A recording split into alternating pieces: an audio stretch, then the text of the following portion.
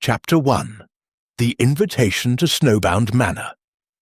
The letter arrived on a morning so cold that the ink on Hercule Poirot's fountain pen had threatened to freeze mid-signature. He sat in his impeccably heated London flat, legs crossed, moustache gleaming like polished ebony, reading the heavy cream envelope for the third time. Blackwood Manor, Yorkshire Moors, 17th of December, 1935. My dear Monsieur Poirot, I have long admired the precision of your little grey cells. This Christmas I am gathering a small party at my home. Family, a few old friends, nothing grand. Yet I find myself uneasy. Old houses keep old secrets, and the snows here are heavy. Should anything untoward occur, I would rest easier, knowing the greatest detective in Europe was beneath my roof. Come, if only for the mince pies. The train from King's Cross reaches York at 4. My man will meet you. Yours in hope, Edward Harrington, Lord Harrington of Blackwood. Poirot twirled the corner of his moustache. He disliked Christmas in the English countryside. Too many draughts, too much plum pudding, too many people pretending to be merry when they were not. Yet the word uneasy had pricked his curiosity like a needle beneath a fingernail. He accepted. 5 days later, on the 23rd of December, the train wheezed into the tiny station at Giggleswick under a sky the colour of wet slate. A liveried chauffeur stood beside a gleaming Rolls-Royce, breath pluming in the icy air. Mr. Poirot, his lordship's compliments, sir. Snow's coming early this year. The drive climbed steadily into the moors. Bare hedges clawed at the car windows. The wind moaned like a mourning woman. At last the manor appeared, a sprawling Jacobean pile of blackened stone, chimneys already smoking against the darkening afternoon. Lights glowed warmly in a dozen windows, yet the house seemed to crouch beneath the weight of the coming storm. In the entrance hall, a Christmas tree soared almost to the hammer-beam ceiling, glittering with glass baubles and real candles flickering on every branch. The scent of pine, wood smoke and beeswax filled the air. Lord Harrington himself came forward, tall, Hercule, silver-haired, perhaps 60, with the easy authority of a man born to wealth. His handshake was firm, his smile genuine, but his eyes held the same unease Poirot had detected in the letter. Monsieur Poirot, you are most welcome. Come, let me present the company before the others arrive. He led Poirot into the long gallery, where a log fire roared. 6 people turned to greet him. First, Lady Margaret Harrington, elegant, 45, diamonds at her throat, a smile that did not quite reach her eyes. Her stepdaughter, Miss Diana Harrington, 22, raven-haired, dressed in scarlet that made her look like a splash of blood against the snow. She regarded Poirot with frank curiosity. Colonel Archibald Blake, retired Indian Army, bristling moustache, voice like gravel. He had known Lord Harrington in Chibdesh, Simla 30 years earlier. Mrs. Lavinia Blake, the Colonel's much younger wife, golden-haired, restless fingers playing with a long string of pearls. Mr. Felix Carver, Lord Harrington's solicitor, thin, precise, spectacles flashing in the firelight. He carried a briefcase even here, as though expecting someone to die and require immediate probate. And finally, Miss Celia Westhaven, Diana's former governess, now companion to Lady Margaret. Quiet mouse-brown hair, eyes that noticed everything. 7 guests, murmured Poirot to himself. With Lord Harrington, 8, a most interesting number. Servants glided in with mulled wine. Outside, the first flakes began to fall, large, lazy at first, then faster, thicker, until the windows became white curtains. Dinner was announced at 8. The dining room was panelled in dark oak, A long table glittered with crystal and silver beneath 3 chandeliers. A place had been set for Poirot at Lord Harrington's right hand. Conversation flowed, carefully. The Colonel spoke of tiger hunts. Diana teased him mercilessly. Lady Margaret inquired politely about Poirot's retirement, a subject he deflected with a twinkle. Yet beneath the laughter Poirot sensed currents, old resentments, new suspicions. Halfway through the roast goose, Lord Harrington raised his glass. "To absent friends," he said quietly. Everyone drank, but Poirot noticed that Felix Carver's hand trembled, and Diana's eyes filled with sudden tears. After dinner the ladies withdrew. The men lingered over port. The Colonel lit a cigar. "Damned odd, Harrington dragging us all up here in winter," he muttered. "Place is half falling down, and that will business last year." Carver coughed warningly. Lord Harrington merely smiled. "Old houses need company at Christmas, Archie. Besides, the snow makes everything simpler. No one comes, no one goes." At that moment, the butler, a tall, cadaverous man named Graves, entered and whispered something to his master. Lord Harrington's face tightened. "Speak of the devil," he said lightly. "Our final guest has arrived." The drawing-room doors opened. Snow swirled in on a gust of wind, and a figure stepped over the threshold, cloaked in black, face half hidden by a fur hood. When the hood was thrown back, Poirot saw a man of perhaps 35, handsome in a saturnine way, with a scar running from left eyebrow to cheekbone.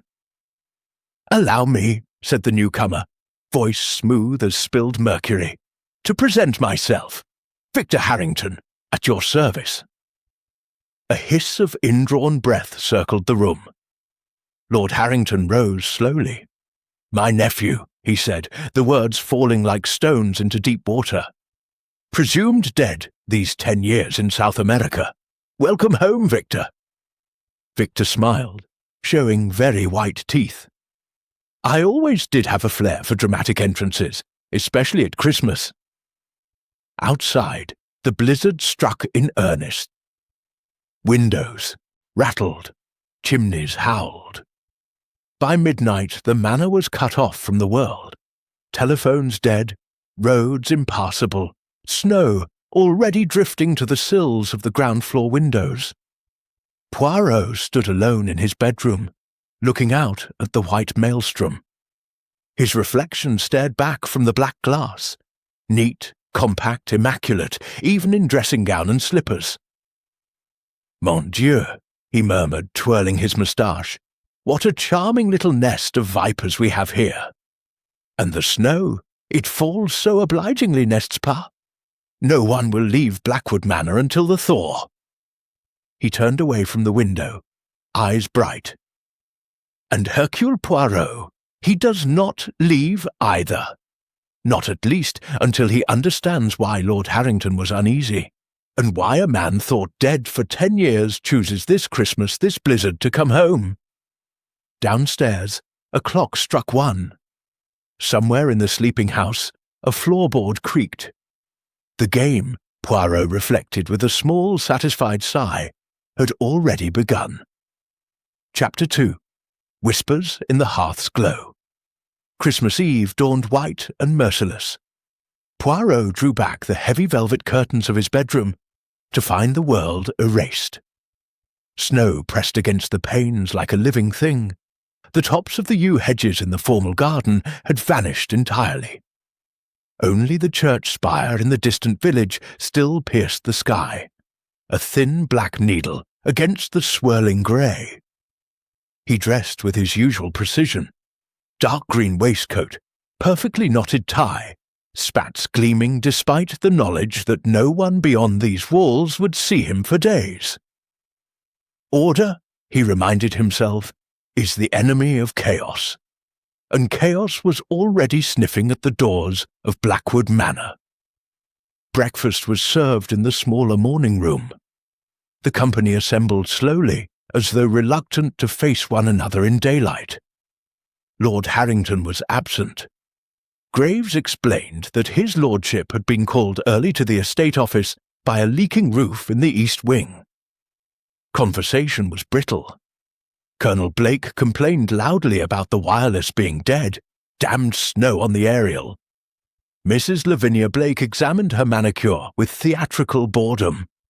Diana Harrington alone seemed energized by the storm. She kept drifting to the windows, pressing her palm to the frosted glass, as though she could push the weather away by will alone. Victor Harrington entered last. He wore a black roll-neck sweater that made his scar livid against pale skin. Every gaze flicked to him and away again, like tongues touching a sore tooth. "Good morning, cousins," he said pleasantly, helping himself to devilled kidneys. "Sleep well? I confess the wind kept me awake. It sounds almost human, doesn't it?" No one answered. After a moment, Felix Carver cleared his throat and began discussing the likelihood of the post getting through. His voice was too loud. Poirot ate little. He watched. At 11 o'clock Lord Harrington appeared, snowflakes melting in his hair. He looked as though he had aged 5 years overnight. "The roads are quite gone," he announced. "Even the tractor cannot move. We are prisoners of the weather until Boxing Day at the earliest." A small collective sigh of relief or dread, Poirot could not tell, passed around the table. The day unfolded in a strange, suspended rhythm. Servants moved silently, laying fires, bringing endless pots of tea. The great Christmas tree in the hall shed needles onto the turkey carpet. The candles on its branches had burned low and been replaced twice. Somewhere in the servants' quarters, a gramophone played carols, thin and tinny through the baize door. In the afternoon, the party drifted into the drawing-room, known as the winter parlour. A long chamber panelled in faded green silk, with tall windows looking onto the terrace. A fire blazed. Someone had hung sprigs of holly above the pictures. The scent of cinnamon and oranges mingled with pine. They attempted festive occupations. Diana and Celia Westhaven trimmed the second smaller tree. Mrs. Blake read a novel with a lurid cover and sighed often. Colonel Blake dozed in a winged chair, moustache twitching. Victor Harrington stood at the window, hands behind his back, staring out at the endless white as though expecting a ship to appear on the horizon. Lord Harrington and Carver played chess at a walnut table, but neither man's heart was in it. Pieces were moved and taken back again. Poirot sat a little apart, knitting. Yes, knitting. A pale grey muffler for his friend Hastings, who was presently in Argentina and would never know how useful it had proved in occupying idle hands. The click of needles was soothing, yet even as his fingers moved, his eyes catalogued everything. He noted how Diana's laughter rang too brightly when Victor spoke to her, how her stepmother's lips thinned at the sound. He saw Carver surreptitiously studying an old photograph onyx and gold cigarette case that had appeared on the mantelpiece overnight. Victor's, presumably brought back from abroad. He observed the way Graves the butler hovered at doorways longer than necessary, listening. At 4 o'clock darkness fell like a curtain. Lamps were lit. The fire was built higher. Outside, the wind rose to a shriek. Lord Harrington suggested they dress early for dinner and gather for drinks at 7. "A proper Christmas Eve," he said with forced cheer. "We may as well make the best of it." The guests dispersed. Poirot lingered, drawn to the tall windows. Snow had drifted halfway up the glass. Beyond it, the world was nothing but moving white. He was about to turn away when something caught his eye. A disturbance in the snow on the terrace directly below, as though someone had walked there recently. But the drift was unbroken from terrace to lawn. Curious, He made a mental note. Dinner was announced with the ringing of an old ship's bell that hung in the hall. The dining room glowed. Candles reflected in silver epergnes laden with holly and ivy. Places had been rearranged.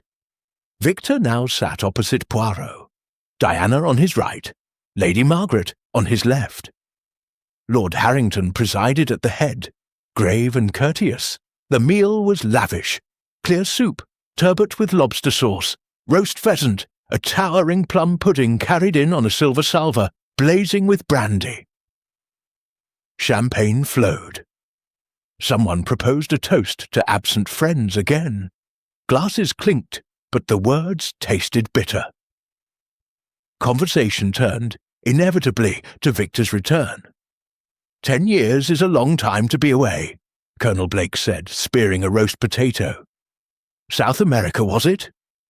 Peru, mostly, Victor replied easily. Railways.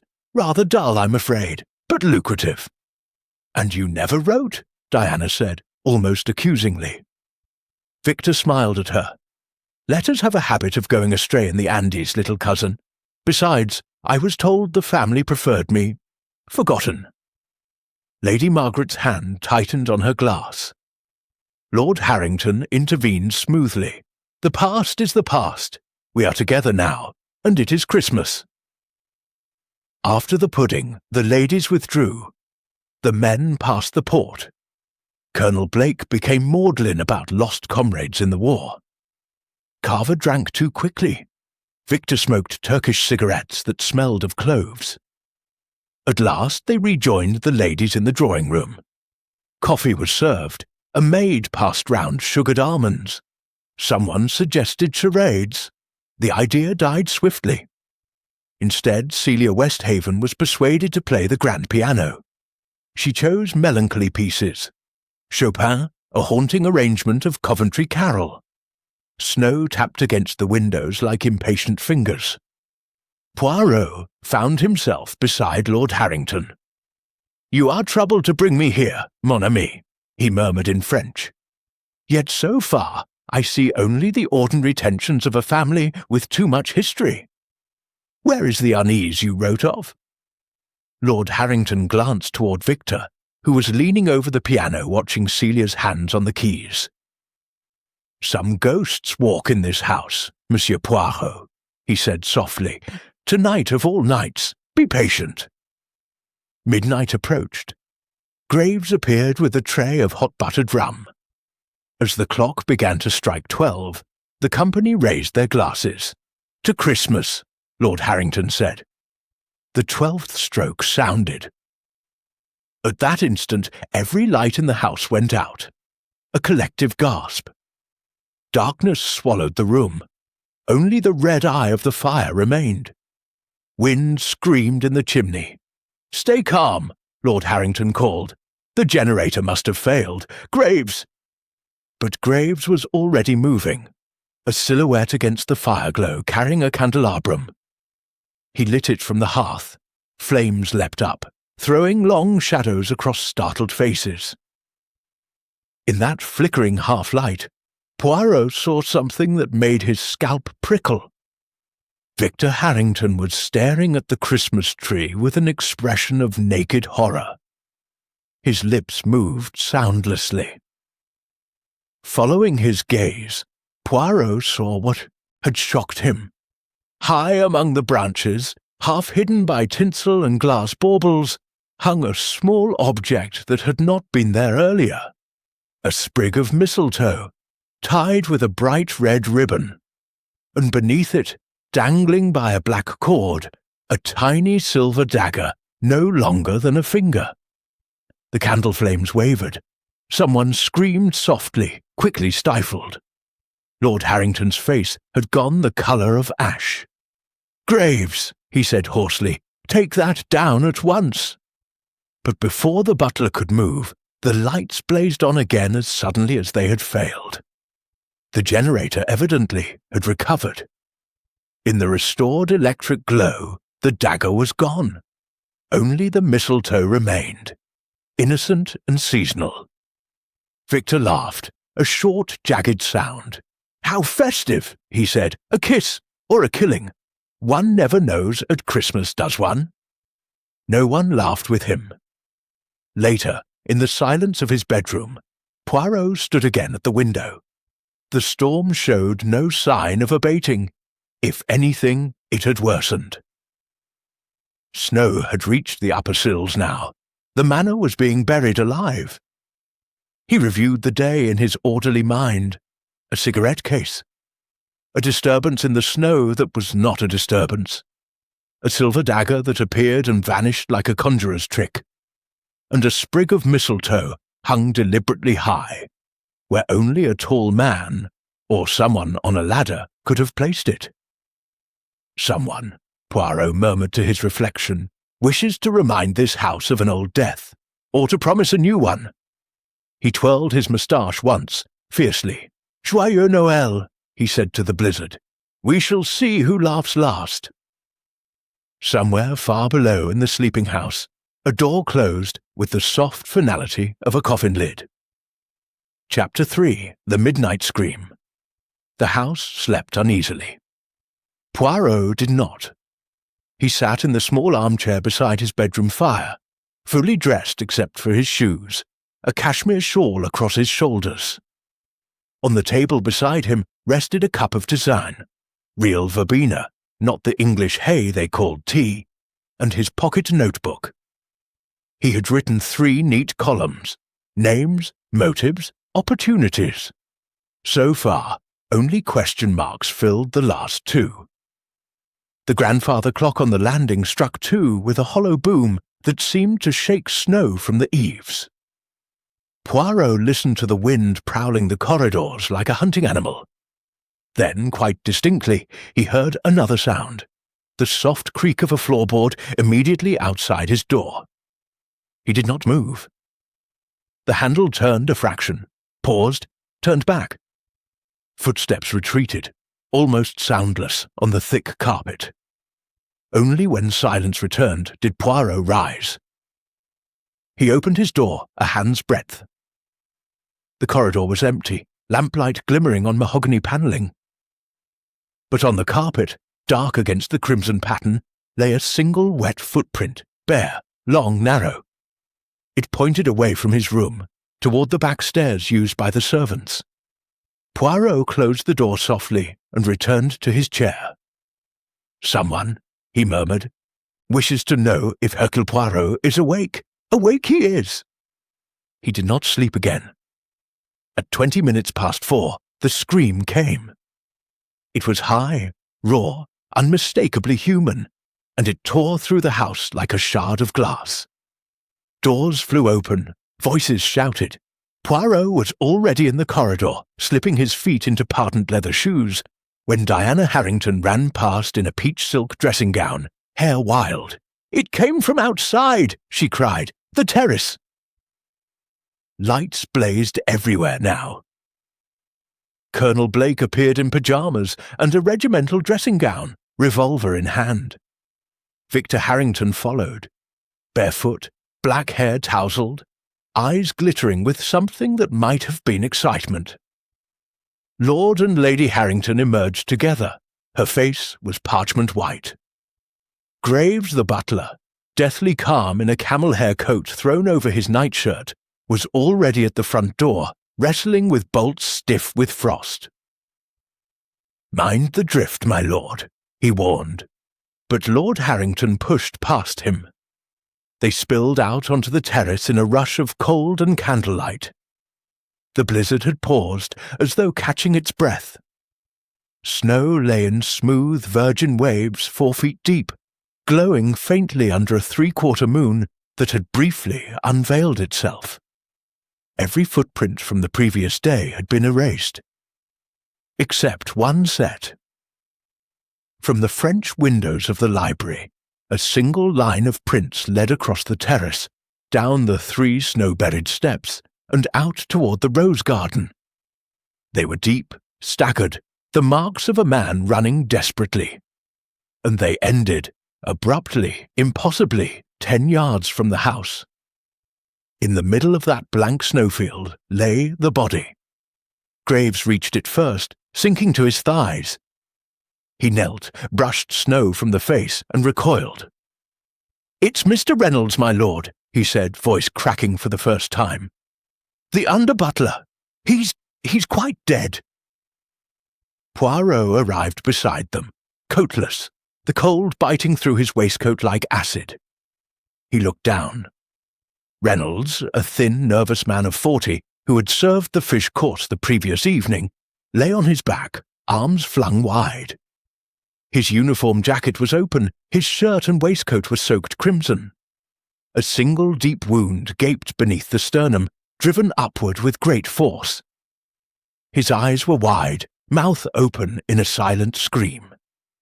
Snow had already begun to fill the hollows of his cheeks. Most curious of all, the body was lightly dusted with fresh snow, yet the blood beneath him had frozen into a black, glossy pool. He had died at least an hour ago, perhaps 2, but the scream had been only minutes earlier. Poirot crouched, heedless of the snow soaking his trousers. He touched the blood, hard, brittle. Then he examined the footprints. They began at the library windows, clear, deep impressions of formal shoes, and staggered outward. Yet, around the body itself, the snow was scarcely disturbed, as though Reynolds had been dropped from above. Colonel Blake arrived panting, revolver still in hand. "Good God! Stabbed and left to freeze! Who the devil—" "Silence, please," Poirot said sharply. He walked the line of prints back to the house. At the library window, he paused. The snow on the sill was brushed smooth, but a smear of blood, still wet, marked the stone beneath. Someone had climbed out here, carrying the dying man. Victor Harrington's voice came from the terrace. "There's something in his hand." Poirot returned. Clutched in Reynolds's frozen right fist was a scrap of paper half soaked in blood. Graves eased it free with difficulty. It was a page torn from a memorandum pad, the kind used in the estate office. In capital letters, printed with a blunt pencil, were the words, "The 1st of 5, Mistletoe and Dagger Christmas, 1925 remembered." Lord Harrington read it aloud. His voice shook. "Christmas 1925, he whispered. "That was the year my brother died." No one spoke. The moon slid behind a cloud again. Darkness rushed back in. Poirot took the note, folded it carefully into his pocketbook, and looked up at the ring of pale faces. "Mesdames et messieurs," he said quietly, "we have a murderer among us. The blizzard has made us prisoners, yes, but it has also made the killer a prisoner with us. Reynolds was stabbed inside the house, carried out here, and arranged like a macabre Christmas gift. Someone wished us to find him exactly thus." He turned to Graves. "How many doors and windows on the ground floor?" 12 French windows, sir. 3 doors. All were bolted from the inside when I checked at midnight." "And the upper windows?" "Too high, sir. 30 feet at least, and the snow has not been disturbed beneath any of them." Poirot nodded once again, surveyed the impossible footprints that ended in death. "Then the killer returned to the house by another route," he said softly. "And he, or she, is at this moment warming their hands at one of our fires." A gust of wind swept across the terrace, lifting powdery snow into their faces. Far away, a fox barked, sharp and lonely. Lady Margaret gave a small, broken cry and fainted into her husband's arms. Diana stared at the body as though memorizing it. Victor Harrington alone smiled, a thin, strange smile that made the scar on his face twitch. Colonel Blake found his voice. "We'd better get the poor beggar inside before he freezes solid." They carried Reynolds back through the library windows. The blood left a dark trail across the carpet like a blackberry stain. Graves and the footman laid him on a dust sheet in the billiard room and covered him with a Union Jack from the gun room. Lord Harrington's orders. The guests gathered in the hall, wrapped in blankets, faces hollow in the lamplight. No one suggested returning to bed. Poirot stood on the staircase, looking down at them. "One thing more," he said. "Who screamed?" Silence. "It was a woman's scream," he continued, "yet Lady Margaret and Miss Diana were with us almost immediately." Miss Westhaven and Mrs. Blake appeared moments later. So, who screamed, and why? Mrs. Blake began to cry softly, monotonously. Victor lit another Turkish cigarette. The clove scent drifted across the hall like incense at a funeral. Lord Harrington's voice cut through the smoke. "Enough for tonight. Graves, brandy all round. Monsieur Poirot, will you take charge?" Poirot inclined his head. "With pleasure. From this moment, Blackwood Manor is a house of suspicion. No one is to leave or enter a room alone. Doors will remain unlocked so that I may have access at any hour. Tomorrow, when there is light, I begin." He looked at each face in turn. "And I promise you this. Before the snow melts, the killer will stand revealed.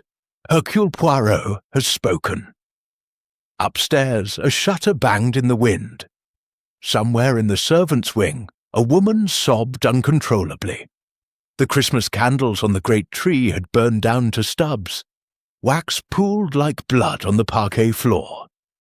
Outside, the blizzard woke again, howling around the eaves as though furious at being cheated of its prey. Inside, 8 living souls, and one beneath a flag, waited for morning, and the killer waited with them. Chapter 4. Shadows of the Family Tree. Morning came late, a sullen grey light that seeped through the curtains like dirty water. The storm had settled into a steady, relentless fall. Snowflakes no longer danced, but marched shoulder to shoulder, burying the world inch by deliberate inch. Poirot was in the library by 8. The French windows through which Reynolds had been carried still stood ajar. A wedge of snow had crept across the parquet and melted into a dark stain. The blood trail had frozen overnight into a black ribbon that led to the billiard room. Poirot studied it all with the patience of a cat at a mouse hole. Graves brought coffee on a silver tray. His hands, Poirot noted, were steady again, but there was even a faint flush of colour in the butler's usually corpse-pale cheeks. "His lordship asks whether you require anything further, sir." "Only truth, mon ami, and perhaps the keys to the muniment room." Graves hesitated the merest fraction of a second. "Of course, sir. While his lordship breakfasts, I shall fetch them." Poirot sipped the coffee, excellent for English, and began his examination. First the library itself. Books rose in tiers to a painted ceiling, leather-bound volumes of theology, agriculture, and the complete works of Walter Scott, many unread since the Regency. A handsome mahogany desk stood beneath the window. Its central drawer was locked. Poirot's sensitive fingers detected fresh scratches around the keyhole. Interesting, on the blotter lay a small pile of Christmas cards, waiting to be signed. One, addressed in Lord Harrington's sloping hand to "My dear Victor," had been begun, "Forgive an old man's caution," and then stopped. The nib of the fountain pen beside it had dried. Poirot pocketed the card. Next he examined the French windows. The catch had been forced from the inside. Splinters of brass still clung to the screw-holes. Someone had opened them, gone out carrying the dying Reynolds, and returned another way. But which way?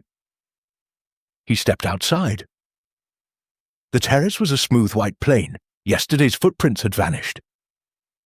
Only the dark hole where the body had lain remained, already half filled by drifting snow. Poirot walked the perimeter of the house, sinking to his knees at every step.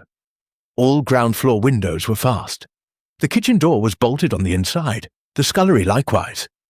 Yet somewhere the killer had re-entered without leaving tracks. He paused beneath the east wing. Here the wall rose sheer, 35 feet of blackened stone. Snow had piled against it in a steep drifts, but the surface was unbroken except for one thing. A single icicle, thick as a man's wrist, had fallen from the gutter above, and lay shattered on the drift directly below a small attic window. Poirot's eyes narrowed. The window was closed, but the snow on its narrow sill was disturbed, as though something heavy had rested there briefly.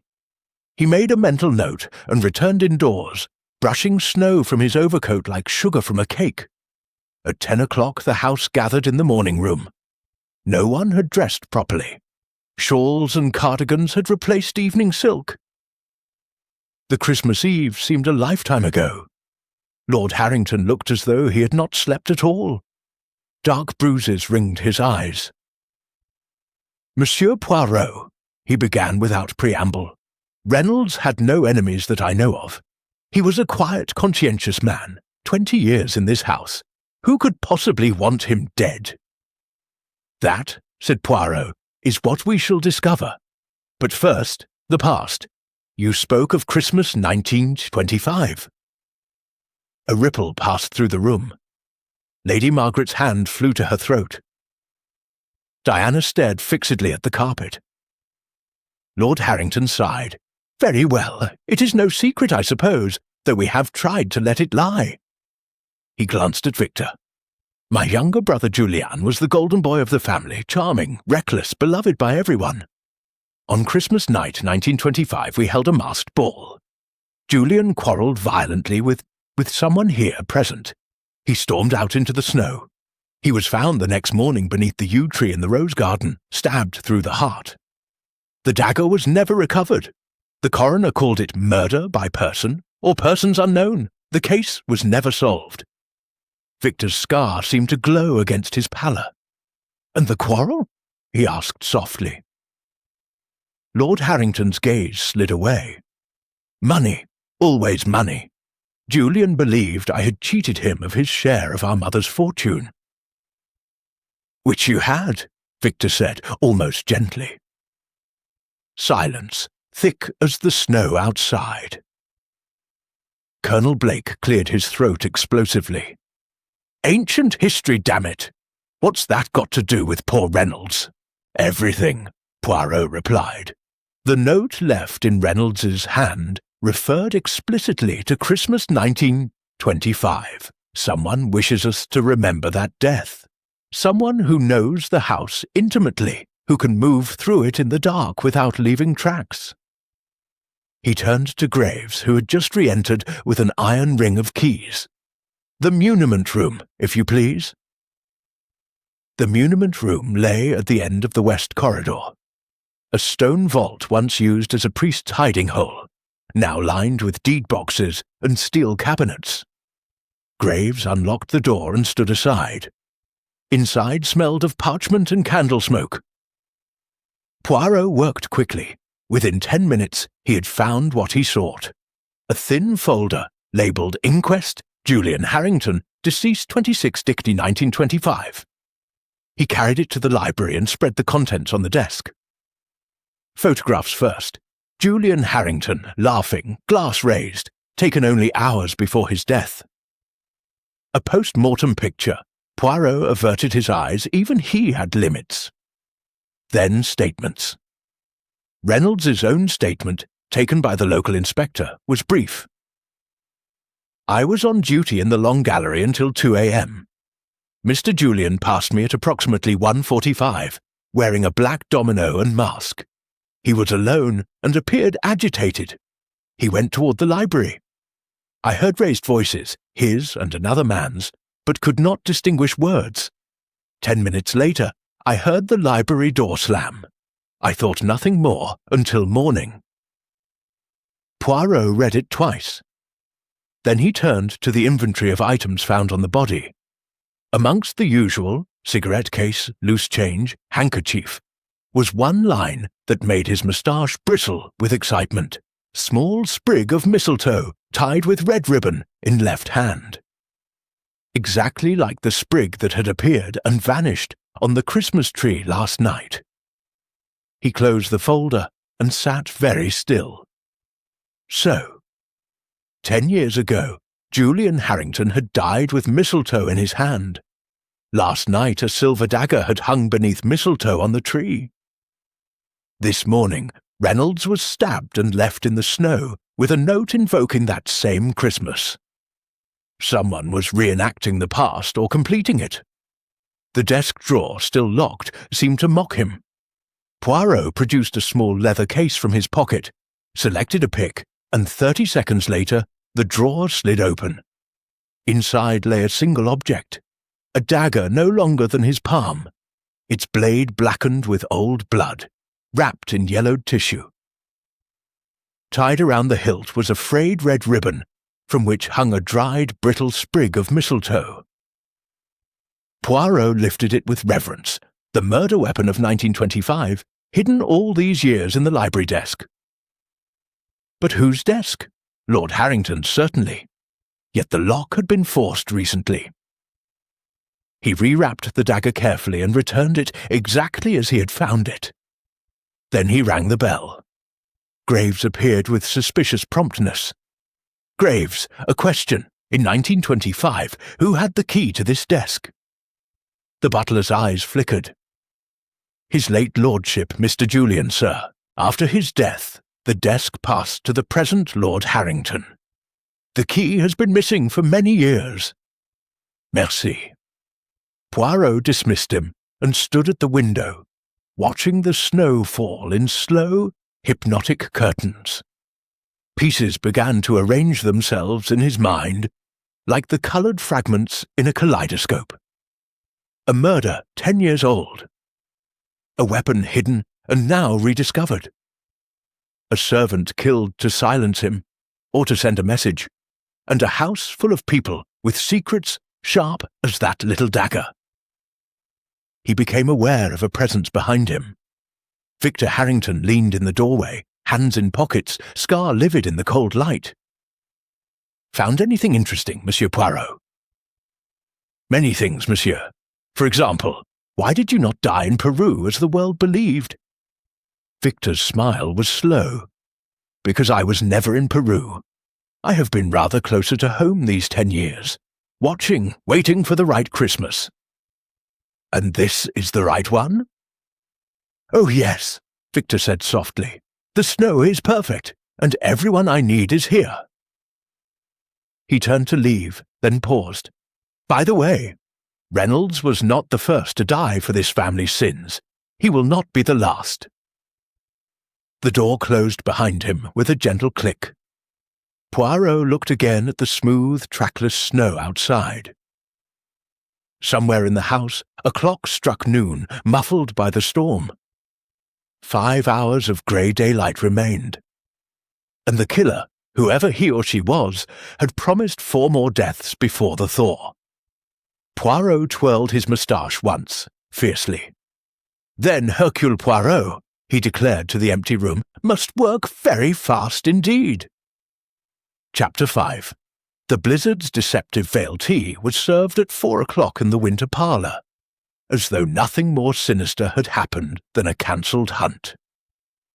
Silver strainers, paper-thin porcelain, plates of wafer-thin cucumber sandwiches, and Mrs. Beeton's dark fruit cake. The rituals of an English country house clung on, even while a corpse lay under a flag in the billiard-room. Poirot took his place in a high-backed chair beside the fire, and watched the company file in like mourners who had forgotten the wrong funeral. Lady Margaret moved like a sleepwalker, eyes red-rimmed. Diana's scarlet lipstick looked garish against her pallor. Mrs. Blake kept twisting her pearls until the thread threatened to snap. Only Victor seemed invigorated by events. He poured tea with the calm of a man hosting a garden party. Colonel Blake stood at the mantel, glaring at the snow as though it were a German trench. "We ought to do something," he growled. "Can't just sit here waiting for the beggar to pick us off. We are doing something, Poirot replied mildly. "We are observing. The killer is also observing us. That is how mistakes are made." He accepted a cup from Celia Westhaven's trembling hand, and noted that she had placed herself between Diana and Victor, as though to shield the girl. Conversation limped. Someone mentioned the wireless again, still dead. Someone else wondered aloud whether the village constable would attempt the moorland on skis. No one laughed. Then Graves entered, carrying a fresh pot, and announced in a voice flat as iron, "Begging your pardon, my lord, but cook has found something disturbing in the still room." Lord Harrington half rose. "What sort of something?" "A bottle of ratafia. My lady keeps for trifles, sir. It has been opened and half emptied. There is a white sediment at the bottom. Cook swears she did not touch it." Lady Margaret made a small sound. "That is my special bottle. Black cherries steeped in almond essence. I use only a spoonful at a time. The sediment is the crushed stones." Poirot set his cup down with great care. "Prunus lauroserasus," he murmured, "the cherry laurel. From the stones one distills hydrocyanic acid, colourless, odour of bitter almonds, swift and certain. A few drops in a glass of ratafia would kill within minutes." Every face turned to him. "But no one has drunk any," began the colonel. He was interrupted by a crash.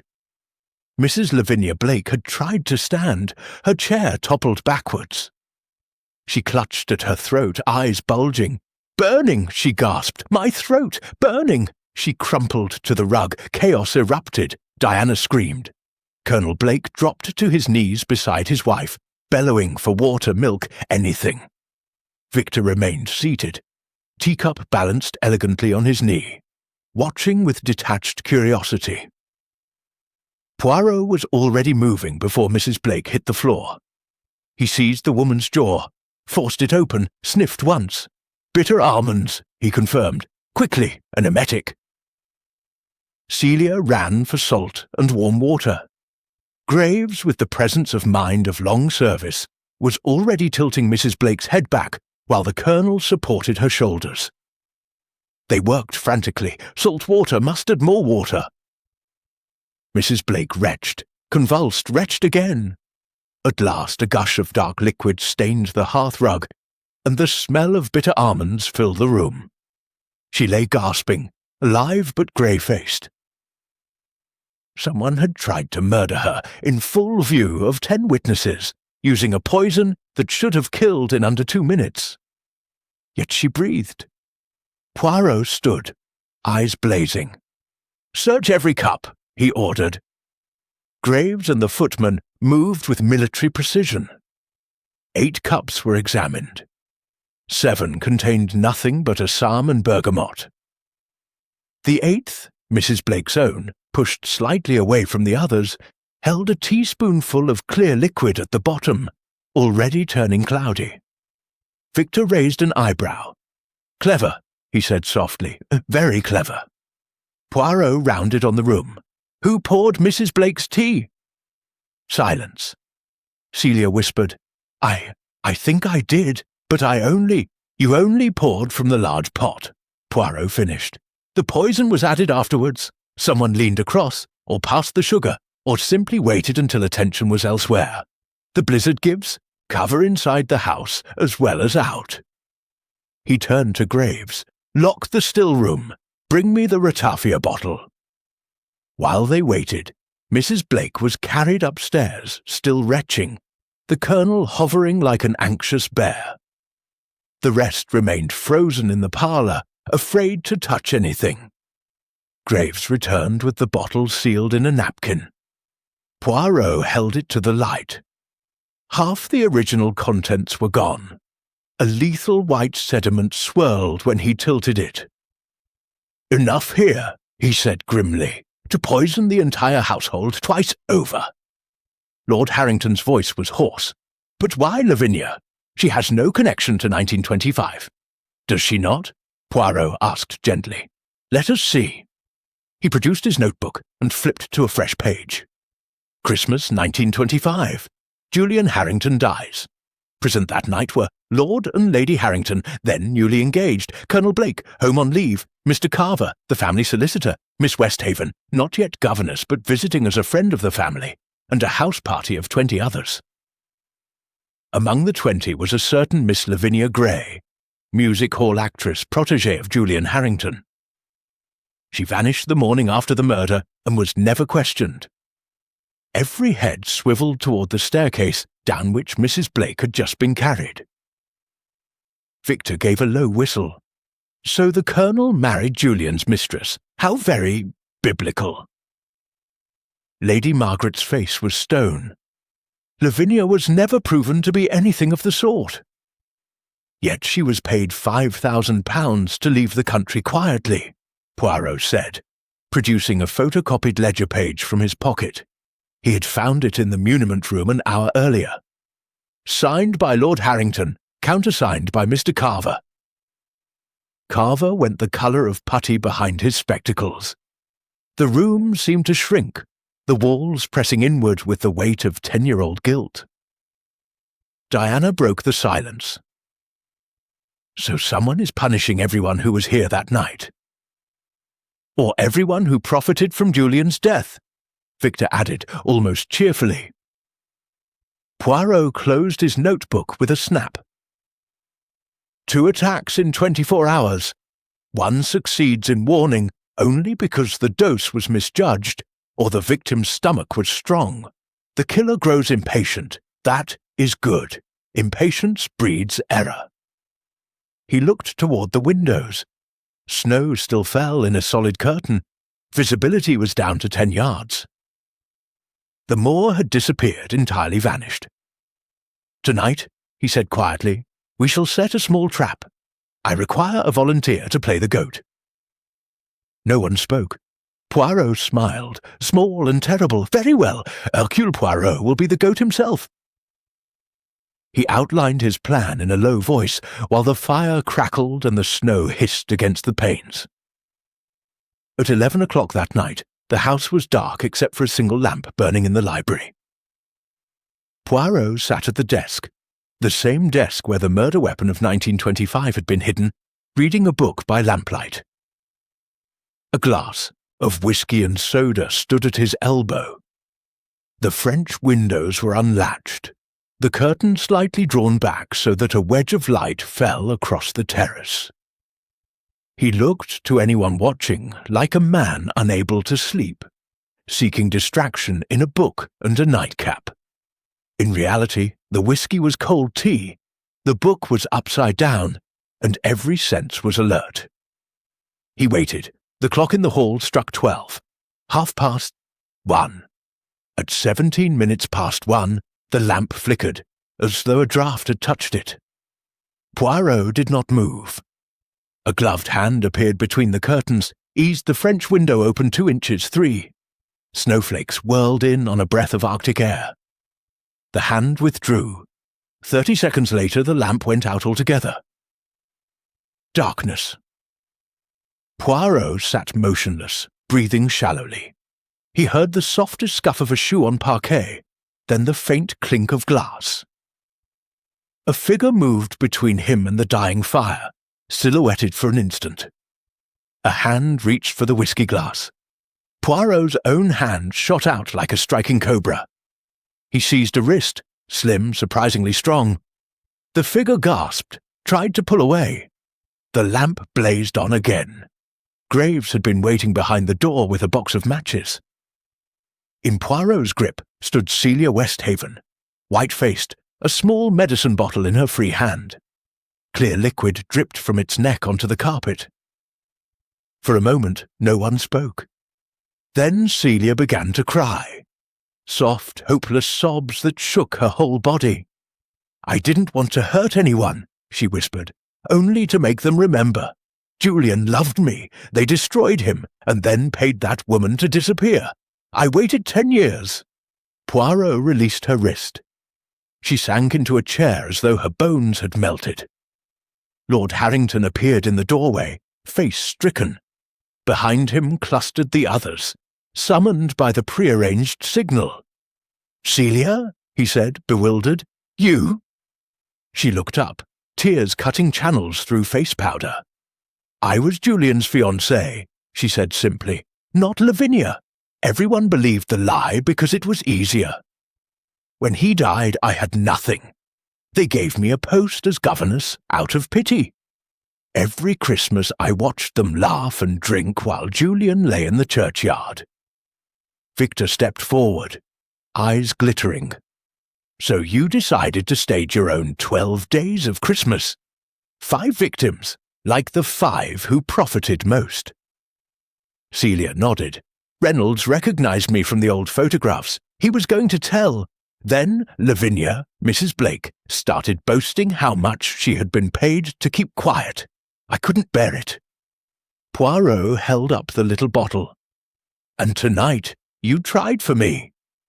I thought if the great Poirot died, the police would have to come, no matter the snow. The truth would come out at last." Lord Harrington sank into a chair, head in hands. Outside, the wind dropped for the first time in 3 days. Snowflakes began to fall straight and slow, like feathers.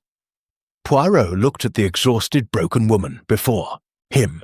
"Truth, mademoiselle, is a cold companion. It will not bring Julian Harrington back, and it has nearly cost 3 lives tonight." He turned to Graves. "Lock her in her room. Tomorrow, when the snowplows come, she will go with them." Celia was led away, still weeping. The others dispersed in silence, each carrying new weight. Only Victor lingered. "Bravo, Monsieur Poirot," he said softly. "But are you certain you have the right murderer?" Poirot's eyes narrowed. "What do you mean?" Victor smiled, showing the tip of his tongue between white teeth. "Only that the ratafia was in the still room all day. Anyone could have taken it. And poor Celia has the motive, yes. But does she have the strength to carry a dying man through snow waist deep?" He bowed slightly and left. Poirot standing alone beneath the single lamp. Outside, the snow continued to fall, gentle now, almost tender, covering blood, footprints and secrets alike. But in the quiet library, Poirot felt the little cold feet of doubt running up his spine. Because Victor Harrington was right. Celia Westhaven might be guilty of attempted poisoning, but the person who stabbed Reynolds and arranged his body like a Christmas gift was still walking free. And the blizzard, though weakening, had not yet released its grip. Chapter 6. Echoes from the Attic. The house woke on Christmas morning to a hush so complete it felt like drowning. Snow had stopped some time before dawn.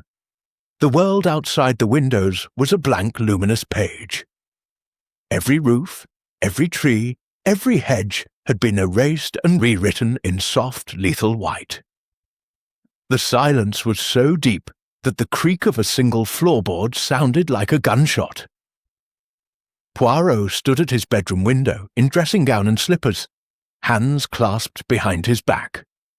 His breath made small ghosts on the glass. Celia Westhaven was locked in the blue guest room under the watchful eye of a housemaid. Mrs. Blake was sedated upstairs.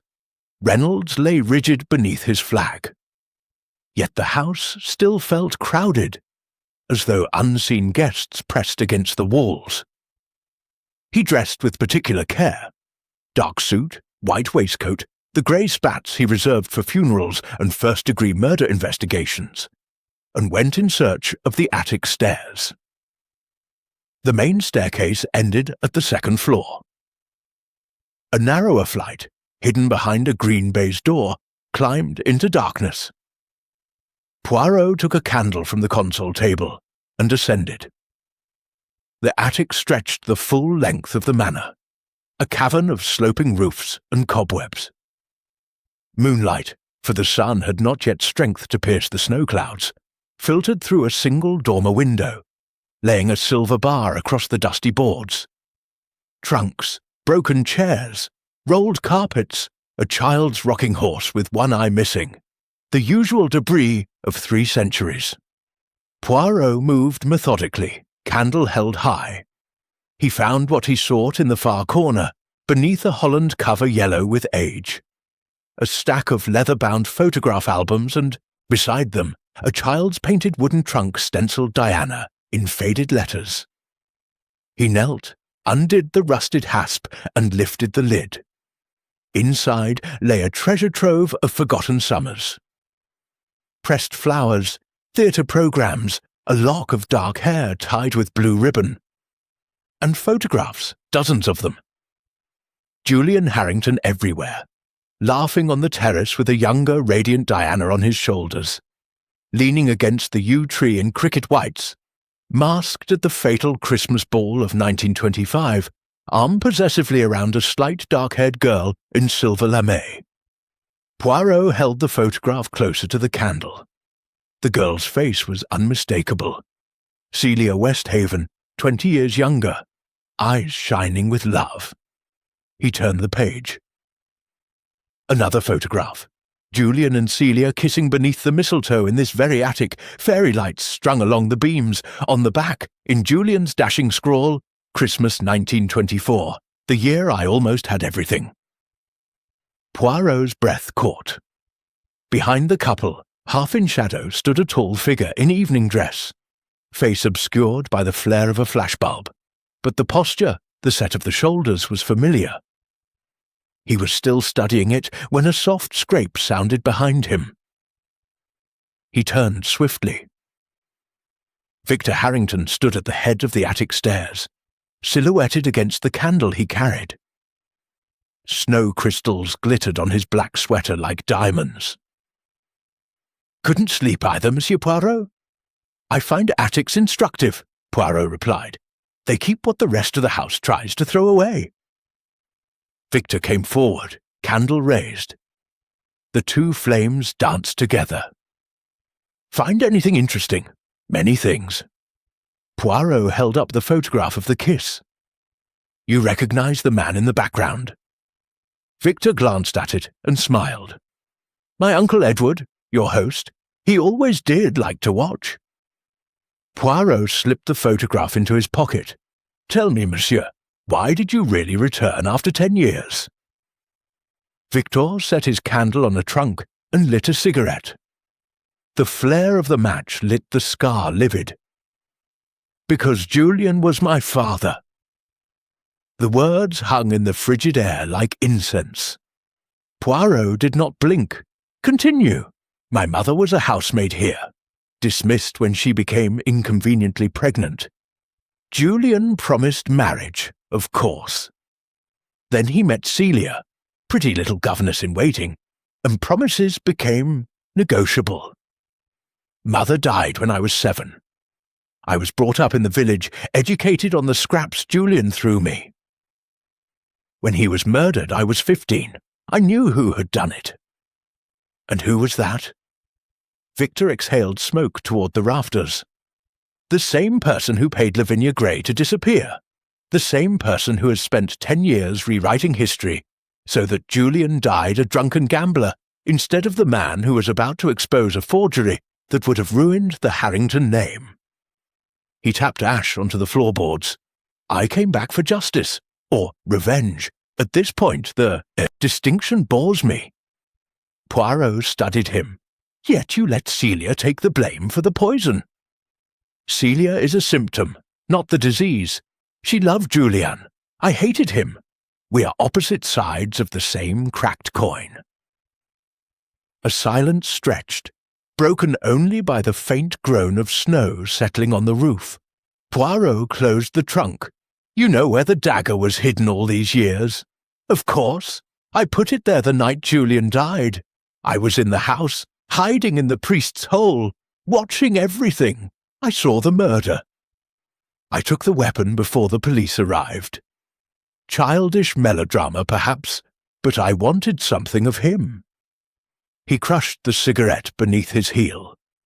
"I returned it to the desk drawer 2 nights ago. A calling card?" Poirot's voice was very still. "And Reynolds? Reynolds saw me. He had always known who I was. Village boy made good in South America, indeed. He threatened exposure unless I paid. So I paid him with the same dagger he thought safely hidden. Victor's smile was almost tender. Poetic, don't you think? Poirot took one step sideways, placing the stack of trunks between them. You carried a grown man through deep snow and left no returning footprints. Victor laughed softly. There is an old drainage culvert beneath the east wing. Tudor, built for priests on the run. It surfaces in the old ice house. I used it when I was a boy to sneak in and out. The entrance is hidden behind the wine bins. Rather convenient. He reached into his pocket and drew out a small, wicked-looking knife. Modern triangular blade. Nothing like the antique dagger of 1925. I kept the original as a souvenir. This one is more efficient. The candles guttered in a sudden draught. Poirot's mind raced. The attic had only one staircase. Victor stood between him and it. You intend to kill me here? No drama, monsieur. A simple accident. Detective slips on attic stairs in the dark, breaks neck. Tragic, but the snow will delay investigation for days. By then, I will have finished what I came for. He advanced. Poirot retreated until his back met the dormer window. Snow pressed cold against the panes. You said 5 deaths, Poirot reminded him. Reynolds was 1. You will be 2. Edward, Margaret and Lavinia make 5. Diana I will spare. She was a child. Carver is irrelevant. He raised the knife. Poirot's hand slipped into his dressing-gown pocket and closed around the only weapon he carried.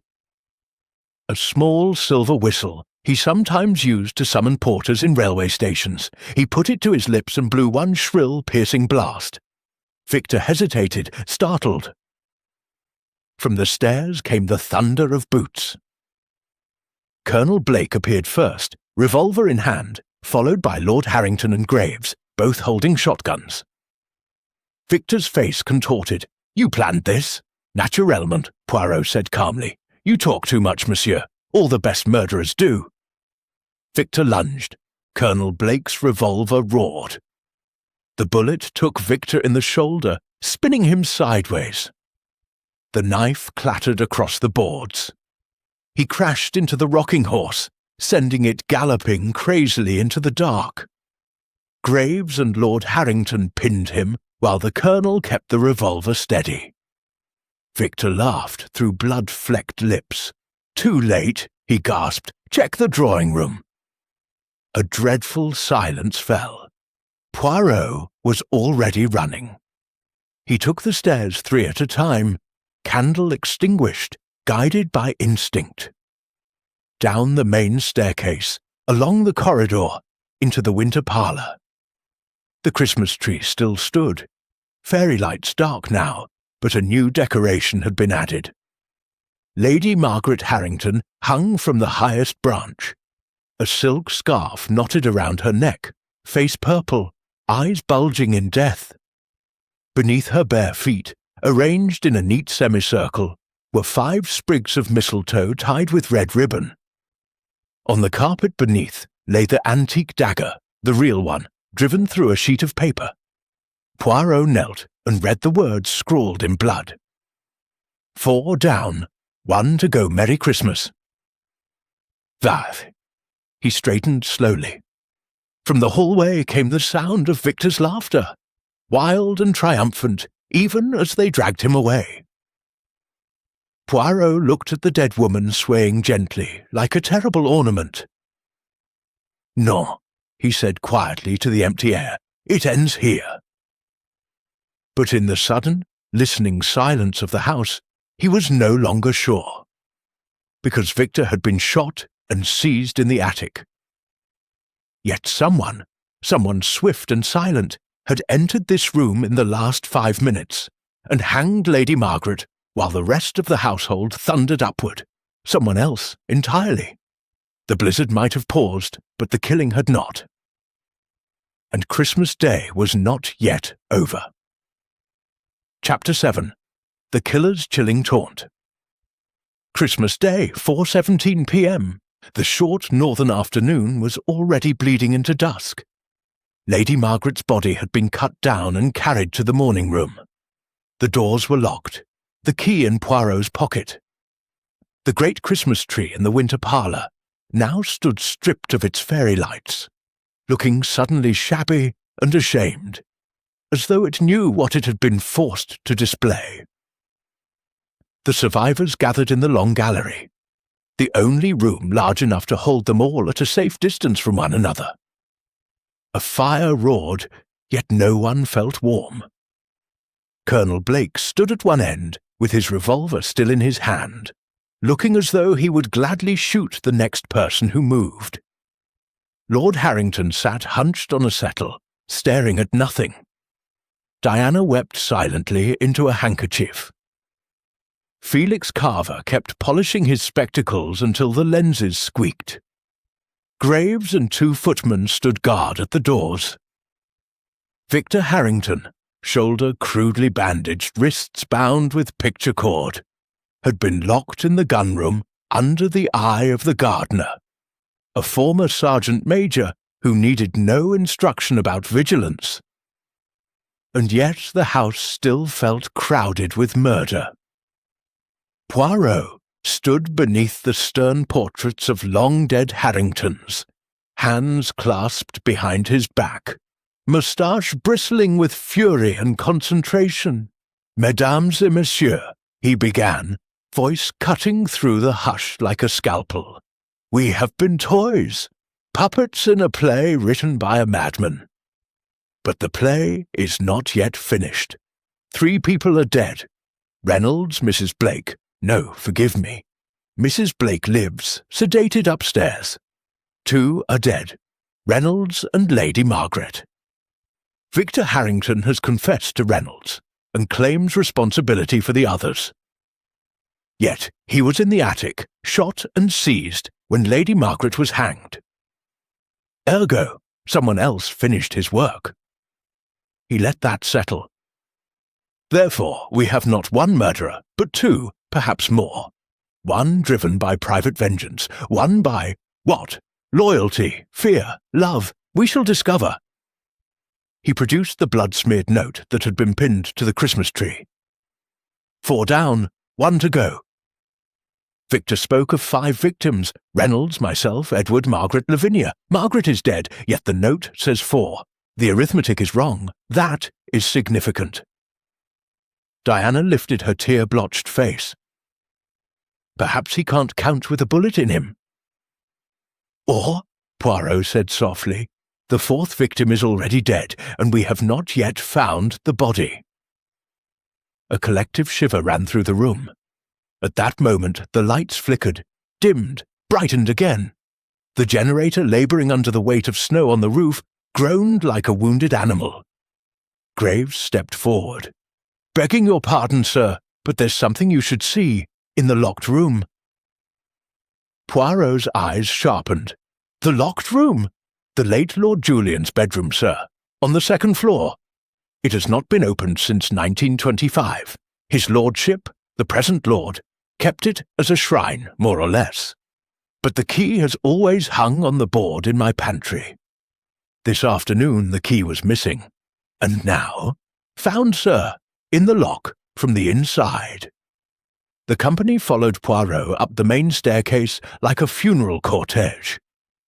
The corridor on the 2nd floor was bitterly cold. Frost feathered the inside of the windows. At the far end stood a heavy oak door bound with iron. The key glinted in the lock, exactly as Graves had said. Colonel Blake raised his revolver. "Stand aside, Poirot." "No, if there is death inside, it has waited 10 years. It will wait another 10 seconds. Poirot turned the key and pushed. The door swung inward on well-oiled hinges. Someone had been here recently. The room was a perfect Edwardian time capsule. Brass bed turned down. Evening clothes laid out, as though Julian Harrington might walk in at any moment and dress for dinner. A faint scent of cedar and old lavender hung in the air. On the bed lay a man.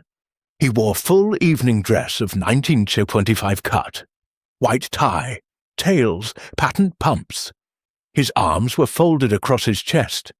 Snow-white hair was beautifully brushed. The face was calm, almost serene. Only the grey-blue of the skin and the stiffness of the limbs told the truth. Lord Harrington made a strangled sound and staggered back against the wall. "Edward," he whispered. It was himself, Lord Edward Harrington, lying dead on his brother's bed. Poirot moved closer. No visible wound, no blood, yet the body was icy to the touch, far colder than the room could account for. Frost glittered on the eyelashes and the tips of the immaculate moustache. He lifted one rigid hand. Beneath the starched cuff, the wrist bore a single puncture mark, very small, very neat. "Prussic acid," Poirot said quietly. "Injected, death instantaneous. The body has been kept somewhere very cold, the ice house perhaps, until tonight. Then carried here and arranged with loving care." He pointed to the dressing table. A sheet of heavy-crested writing paper lay beside a crystal inkstand. The message, written in an elegant antique hand, read, "The 4th, the debt is paid the 5th, will follow at midnight mistletoe and dagger." Colonel Blake swore under his breath. "But we've had Victor under guard since 4 hours." "Exactly," Poirot said. "So the second killer moves freely among us." He looked slowly around the circle of white faces. Someone in this corridor helped dress a corpse and lay it out like a bridegroom. Someone carried a dead man past all of us, while we were distracted by Victor's confession. Diana gave a small, hysterical laugh. "It's like the Marie Celeste. People dying and appearing and vanishing." Poirot rounded on her suddenly. "Where is Mr. Carver?" The solicitor was not among them. A quick search revealed Felix Carver in the library, seated at the desk where the dagger had once been hidden. He was quite dead, head fallen forward on the blotter, a Webley service revolver still clutched in his right hand. A neat black hole decorated his right temple. The wall behind was spattered. On the blotter, in Carver's meticulous solicitor's script, was a single line: "I can no longer live with what I did in 1925. But Poirot noticed two things immediately. The revolver was spotless, no trace of powder on Carver's hand or sleeve. The wound was on the right temple, yet Carver was left-handed. Poirot had watched him sign the luncheon vouchers only yesterday. He straightened, eyes glittering. "Murder," he announced, "made to look like suicide. Our second killer ties up loose ends." Lord Harrington, still reeling from seeing his own corpse, found his voice. "But I'm standing here. That body cannot be me." "No," agreed Poirot grimly. "It is not you. It is Julian." A gasp rippled through the group. "Julian has been dead 10 years, Colonel Blake protested. "His body has been preserved 10 years, Poirot corrected.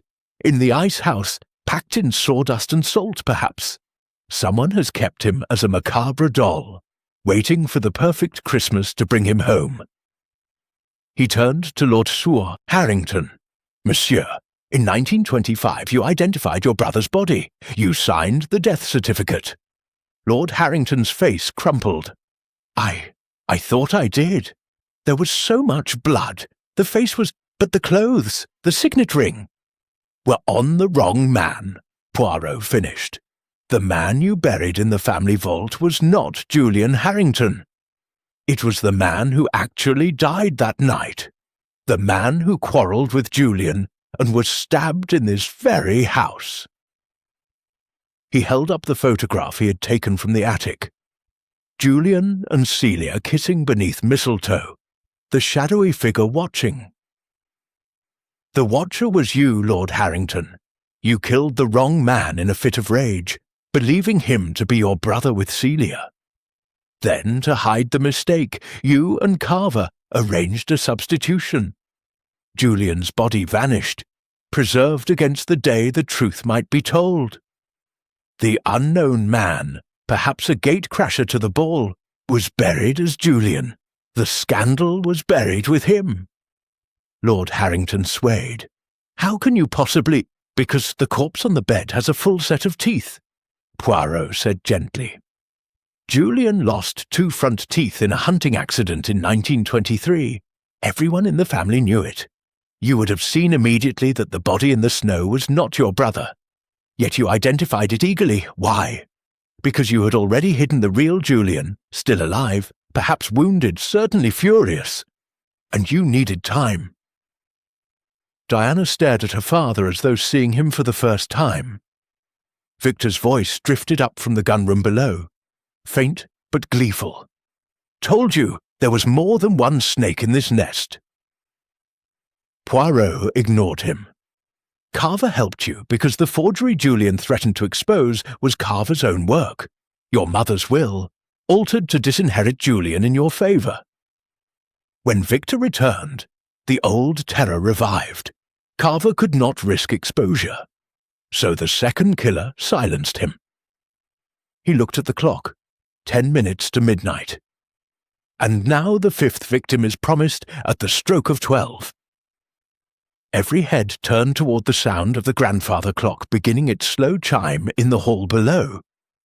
Poirot raised his voice. "Graves, bring Victor here at once. Bound, gagged if necessary, but bring him." But Graves did not answer. The clock struck the first note of midnight. From the darkness of the staircase came a woman's scream, raw, animal, ending in a dreadful gurgle. Poirot ran. They found Graves in the hall, throat cut from ear to ear, lying beneath the great Christmas tree like a sacrifice.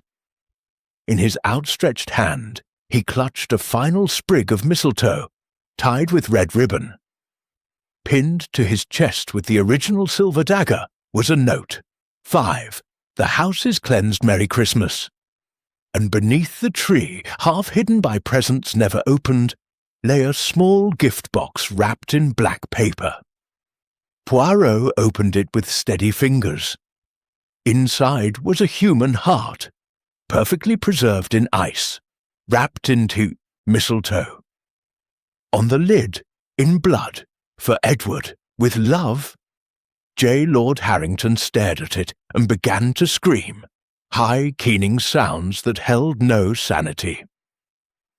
Far above them, in the locked gun-room, Victor Harrington's laughter rang out, wild and triumphant, rising over the screams like a counter-melody. The clock finished its 12th stroke. Outside, the snow began to fall again. Chapter 8. Revelations by Candlelight, Christmas Night, 12:47 a.m. The house had become a single held breath. Every electric bulb had died when the generator finally surrendered. Candles guttered in draughts. Shadows leapt like mad things across the panelling and ancestral portraits. The temperature was falling so quickly that breath hung in the air like pipe smoke. Poirot had ordered every survivor into the long gallery and the doors barred. The bodies, 4 now, remained where they had fallen. Reynolds in the billiard room, Lady Margaret in the morning room, the preserved Julian on his brother's bed, and Graves beneath the tree, blood already freezing into black lace across the parquet. 7 living souls remained. Lord Harrington, half collapsed on a sofa, eyes glassy with shock. Diana, white-knuckled, clutching a poker from the fireplace. Colonel Blake, revolver reloaded, faced the colour of old parchment.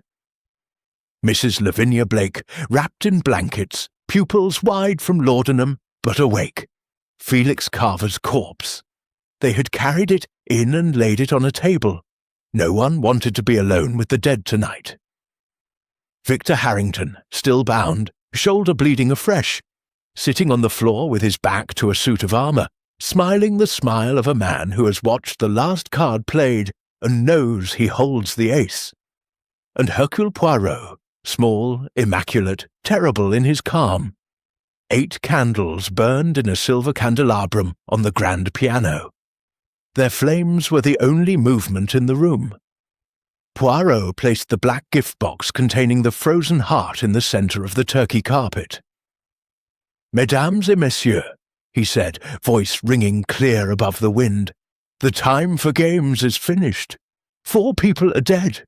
1 heart, literally, has been delivered. Yet the note promised 5 deaths and a cleansing. We are still waiting for the 5th. Colonel Blake's revolver swung toward Victor.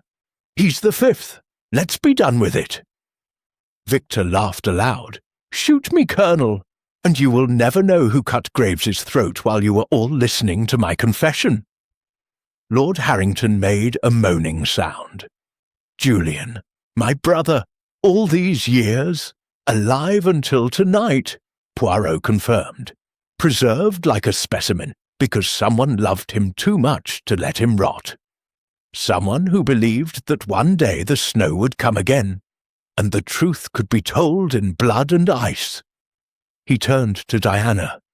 "Mademoiselle, the little trunk in the attic, it was yours as a child, yes? But you kept the key even after you grew up.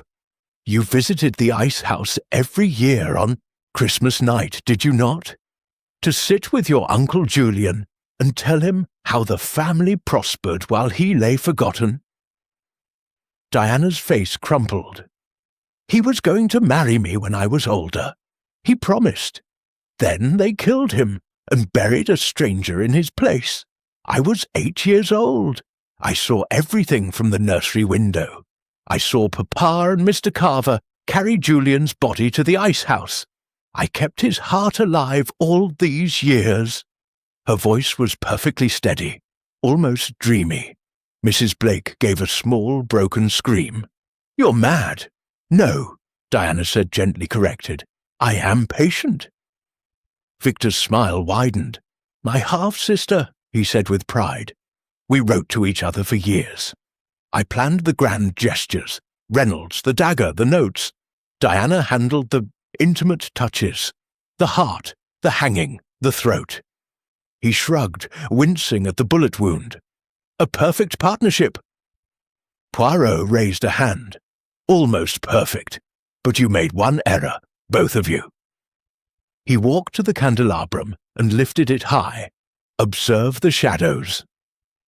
7 shadows leapt across the walls, tall, short, grotesque.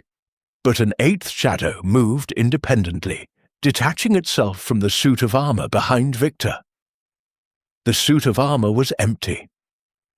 From inside the hollow breastplate stepped a figure in black.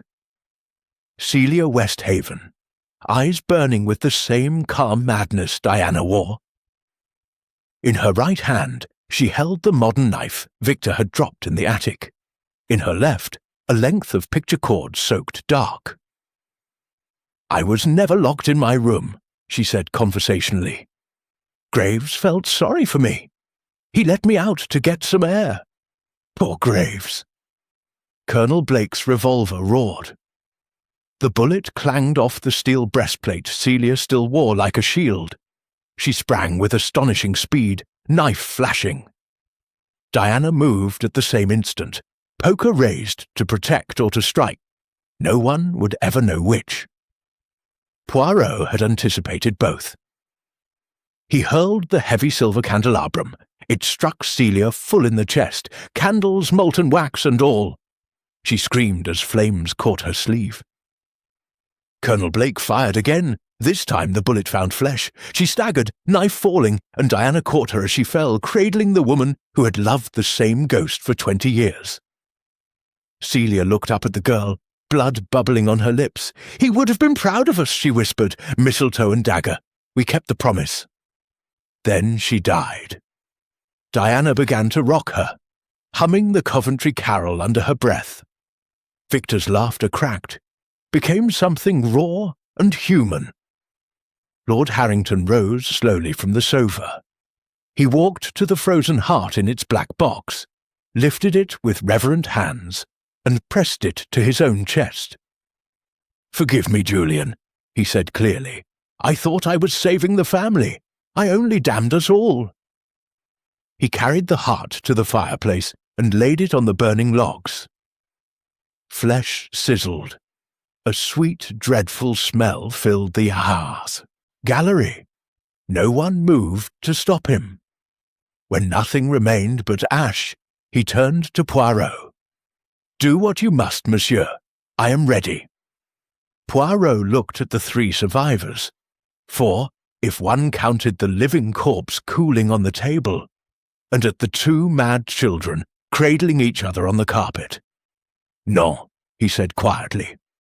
"The law will do what it must. My work is finished." He walked to the tall windows and drew back the curtains. Outside, the sky had cleared to a cold, star-drenched black. Snow still lay fathoms deep, but on the far horizon a faint yellow glow moved, headlights crawling along the moor road. The ploughs were coming. Dawn was only a few hours away. Behind him, Diana's humming grew softer, almost tender. Victor's head fell forward. He had fainted from loss of blood. Colonel Blake lowered his revolver at last, hand shaking. Mrs. Blake began to laugh, high, helpless giggles that would not stop. And Hercule Poirot stood silhouetted against the window, watching the lights of rescue approach, knowing that some houses are cursed beyond the power of any detective to cleanse. In the hearth, the last fragment of the heart flared once, blue and brief, then collapsed into grey ash. The candles burned lower. Somewhere in the walls the old house sighed, as though laying down an ancient burden. Midnight had passed. Christmas was over. Chapter 9. The Final Frost, December 26, 1935, 6:12 a.m. The snow ploughs reached Blackwood Manor just as the sun lifted a thin, reluctant rim over the moor. They came like an army of iron beasts. 2 county lorries with V-shaped blades, a police Black Maria, an ambulance, and a closed van from York City mortuary.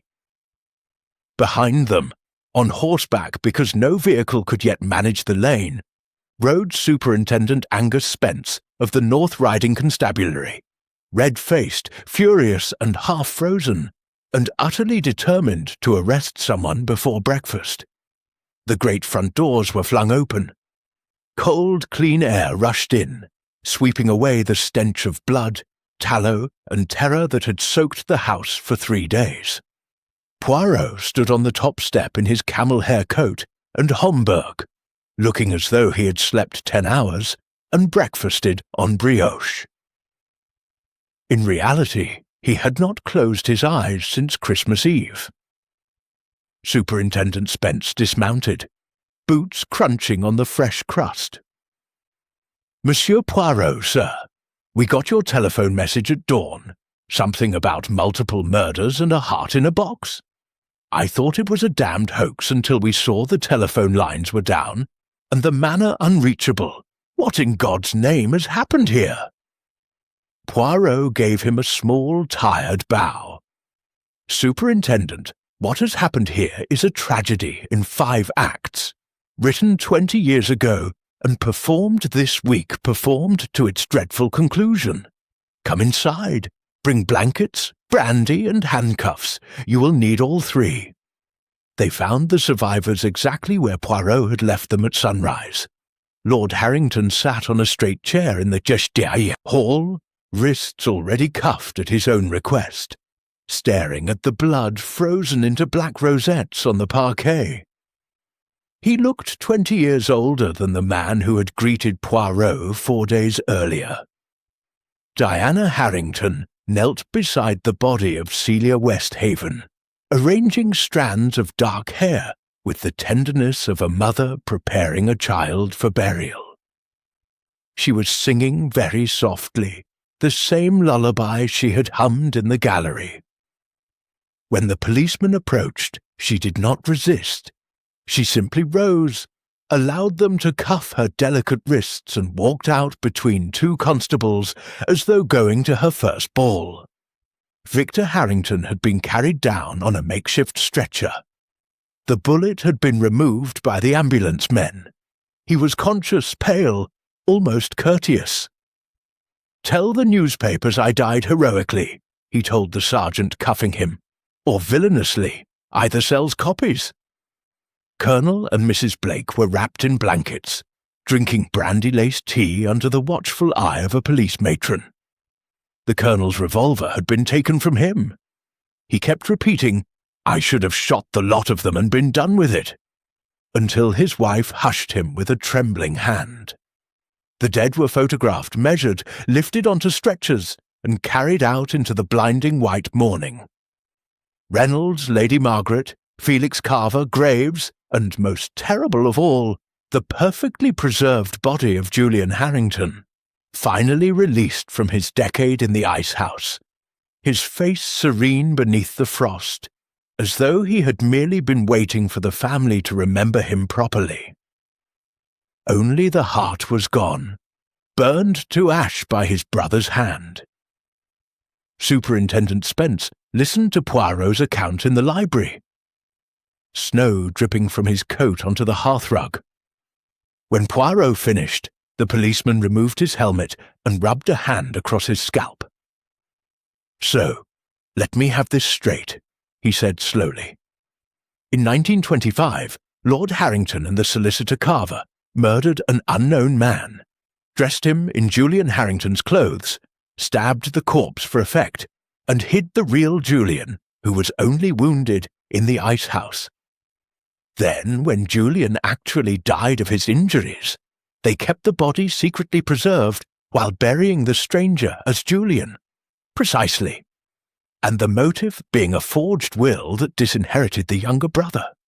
We, and the children, Victor, illegitimate son, and Diana, beloved niece, discovered the truth separately, corresponded in secret for years, and chose this Christmas, this blizzard, to stage their joint revenge.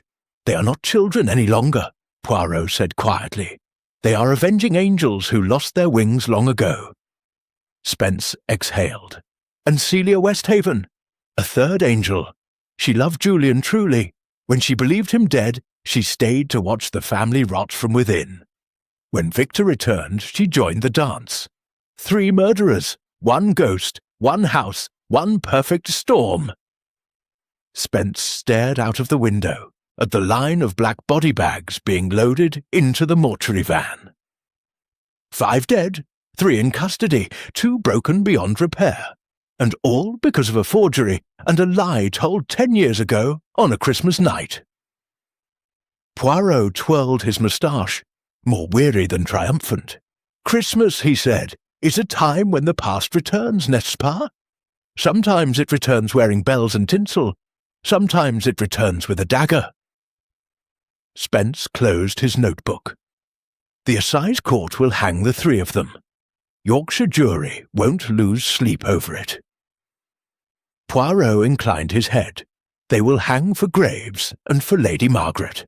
For Reynolds and Carver, they will hang twice. For Julian, they will hang in their dreams every night for the rest of their lives. That is punishment enough, I think." Outside, the snowplows had cleared a narrow channel to the gates. The prisoners were led out one by one into the dazzling light. Diana paused on the step, lifted her face to the sun and smiled, an expression of pure, heartbreaking peace.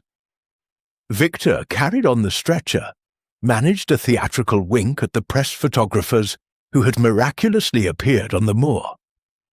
Lord Harrington was last. He stopped beside Poirot. "I have one request, monsieur," he said, voice a ruin. "Let me be buried beside the man in Julian's grave. Let the stranger have my place in the vault. It is the only just." Poirot looked at him for a long moment. "It will be arranged," he said at last. The gates clanged shut behind the police vans. Engines coughed into life. The convoy crawled away down the white lane, red tail lights winking like dying embers. Poirot remained on the step until the last vehicle vanished. The wind had dropped entirely. For the first time in days the sky was clear, a pale, washed blue. Rooks wheeled overhead, cawing at the sudden quiet. Somewhere a thaw had begun. Meltwater dripped from the eaves in steady, patient ticks.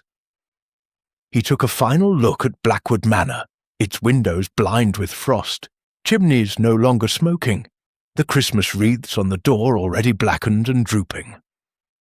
Then he turned up his coat collar, walked down the newly cleared drive, and did not look back.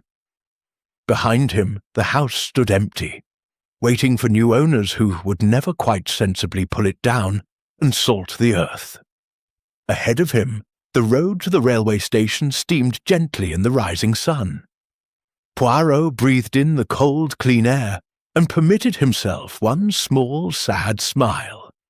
"Joyeux Noël," he murmured to the morning, "and may the next one be kinder to us all." Far away down the valley a church bell began to ring. Clear, silver, ordinary. The blizzard was over, the killing was over. But some snow, Poirot reflected as he walked, never truly melts. It only waits. Chapter 10. Poirot's Yuletide Resolution, December 31st, 1935, Whitehall 117, London. Hercule Poirot sat alone in his flat, the gas fire hissing softly, a small glass of crème de menthe, glowing emerald, beside his elbow.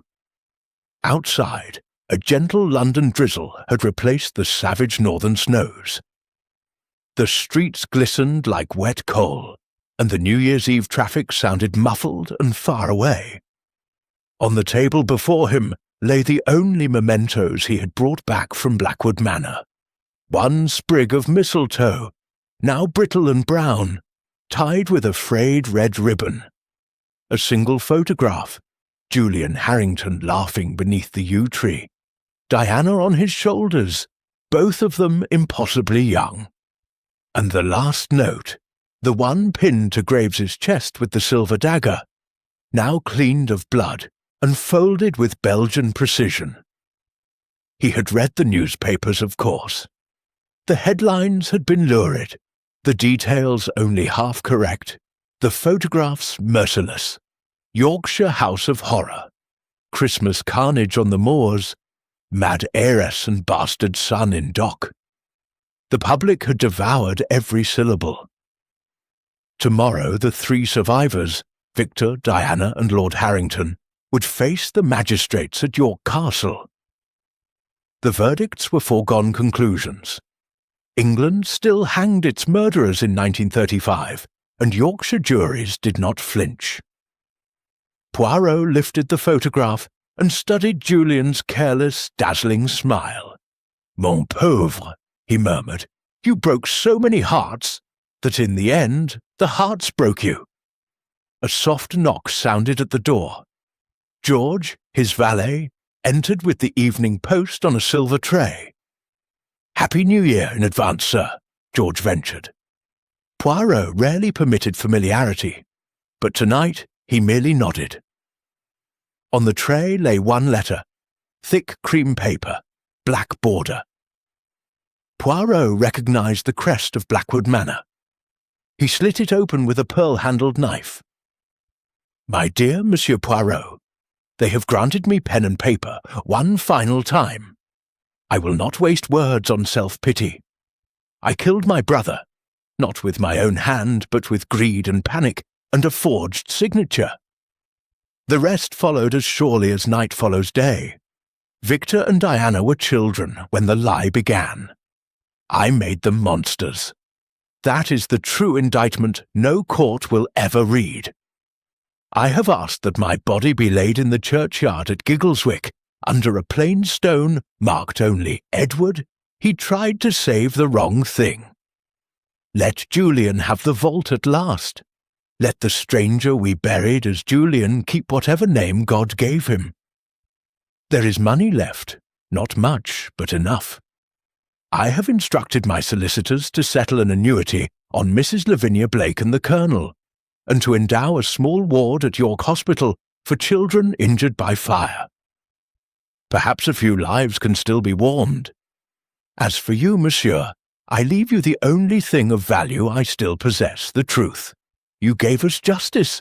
I wish I could say it felt like mercy. Yours in eternal debt, Edward Harrington. A postscript had been added in a different shaking hand. clearly the prison governor's. Lord Harrington took his own life with a razor at 4 o'clock this afternoon. He left no message for his daughter.